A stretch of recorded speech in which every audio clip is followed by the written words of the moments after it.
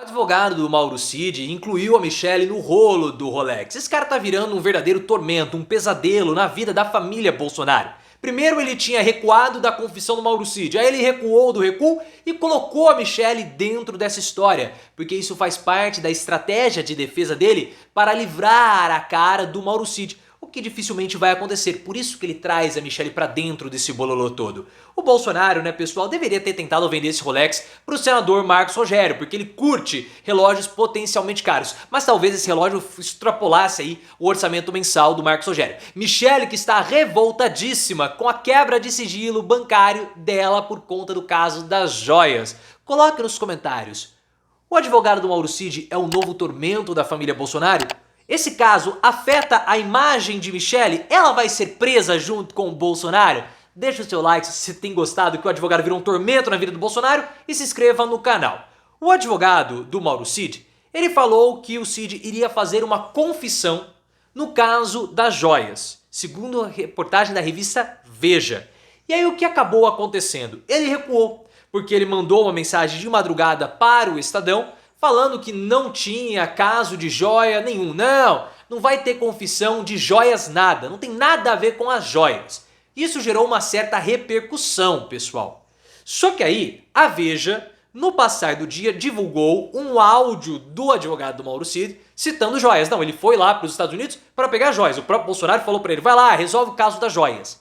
E diante dessa repercussão, que ficou maior do que a repercussão do recuo do advogado, ele teve que recuar do recuo. E aí, em uma entrevista ao Globo News, ele falou o seguinte: olha, o que eu quis dizer é que não tem nada a ver com as joias. A confissão do Mauro Cid vai acontecer só sobre o caso do Rolex e não sobre o caso das joias. E foi justamente nessa entrevista que ele cita o nome de Michelle. Muito possivelmente ele fez isso de caso pensado, porque Michelle faz parte da estratégia de defesa do advogado do Mauro Cid e ela teve a quebra do sigilo bancário também. Esse caso da confissão do Cid, ele ganhou uma proporção muito grande porque é um grande tormento na vida do Bolsonaro. Nessa mesma reportagem da revista Veja, que fala que o Mauro Cid vai confessar ou confirmar as informações que todos nós já sabemos, que ele foi até os Estados Unidos para vender o relógio do Bolsonaro, trouxe o dinheiro para o Brasil e depois entregou para o Bolsonaro. A própria Veja fala que vai ser caracterizada uma organização criminosa. E por isso que o Bolsonaro está em pânico, porque nós sabemos, e essa já é uma tese levantada por procuradores da Justiça e também pelo Alexandre de Moraes, que havia uma organização criminosa dentro do Palácio do Planalto, administrada ou chefiada pelo Bolsonaro. E se esse caso da venda do Rolex tiver a caracterização da organização criminosa, ela seria só mais um braço dessa organização maior. E isso abriria outras frentes de investigação que pegaria diversos núcleos dessa organização maior chefiada por Bolsonaro. É como se houvesse uma empresa e a empresa tivesse vários departamentos, departamento de marketing, departamento de finanças, departamento de RH. A mesma coisa acontecia nessa organização criminosa. Nós tínhamos vários núcleos de ataque às instituições republicanas e todos eles chefiados por Bolsonaro. E Michelle faz parte dessa organização também. E o advogado do Cid cita Michelle negando. E é interessante porque é o seguinte, vamos lá, nessa entrevista ao Globo News, o que aconteceu? O advogado do Cid recuou e explicou: não, às vezes a gente é mal interpretado, coloca um S a mais que não deveria, então nós precisamos explicar. Ele negou no primeiro momento dessa entrevista que o Bolsonaro havia ordenado o Mauro Cid ir para os Estados Unidos, mas o áudio da revista Veja desmente a fala do advogado. Só que logo depois, na entrevista ao Globo News, o próprio advogado ele dá a entender que o Cid foi até os Estados Unidos a mando do Bolsonaro. E ele disse o seguinte: não, esse dinheiro aí que o Cid entregou pode ter ido para qualquer um, ele pode ter entregado para qualquer um, pode ter entregado para o Bolsonaro, pode ter entregado para a Michelle também. E ao citar a Michelle, ele faz a primeira inclusão de Michelle nesse caso específico do Rolex, porque o nome de Michelle está permeando essa história toda das joias. A Bela Megali, do O Globo, já disse que a Polícia Federal tem indícios e provas mais do que suficientes para incriminar também a Michelle por peculato. Se bem que é estranho, né? Porque a Michelle não era funcionária pública, mas ela vai ser incriminada nesse caso também. Só que no caso das joias como um todo. Só que no caso do Rolex, essa foi a primeira citação ao nome de Michelle. E para nós entendermos o motivo dela ter sido citada pelo advogado, nós temos que entender a estratégia de defesa que tem sido utilizada por ele. A estratégia de defesa que o advogado tem utilizado é a tese da obediência hierárquica, que está prevista no Código Penal. Nessa tese, o subordinado não tem outra opção a não ser acatar as ordens do superior. E existe até uma espécie de indulto, um excludente ali pela ilicitude cometida pelo subordinado. Porque o Mauro Cid, na condição de assessor do Bolsonaro, não teria como negar um pedido do ex-presidente. Porque se ele negasse, ele poderia perder o emprego. E aí como que ele vai denunciar o Bolsonaro? É o presidente da República, não tem como ele denunciar. Ele é um elo muito fraco nessa relação de poder. Então ele deveria acatar as ordens do Bolsonaro, mesmo que fossem ordens ilícitas.